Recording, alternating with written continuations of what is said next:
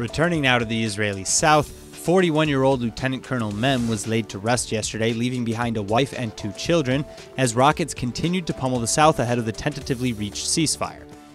But Lieutenant Colonel Mem wasn't the only victim of Hamas's indiscriminate attacks.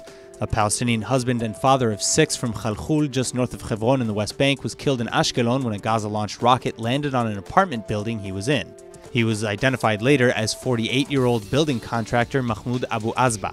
8 others were injured in the shelling as well, 2 critically. At least 50 other civilians in Israel were wounded and/or hospitalized too, though, by the 2 days of Hamas rockets and mortar fire.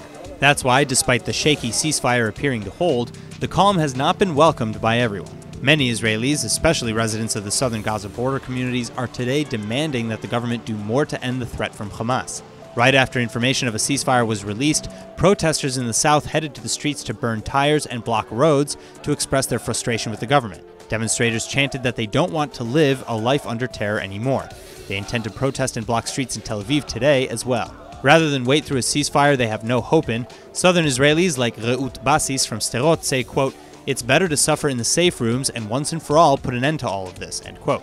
Because she knows that, quote, "A month from now it will be the same thing again. Another few days and again there will be missiles and nothing will have changed. It's unreasonable that this is how our lives look," end quote. Miri, another resident from Sderot, similarly stated that she thinks Israel is shooting itself in the foot, explaining that, quote, "We have been at war for 17 years. Our children are soldiers, they have PTSD. We are no longer willing to let them fool us. We do not believe neither in the government nor its leader."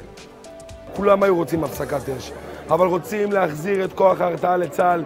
נמאס לנו שכל חודש יש לנו פה עוד טרור ועוד קסאמים ועוד הפוגה. כנראה שהממשלה שלנו איבדה את כוח ההרתעה, כנראה שהם לא מבינים מה קורה.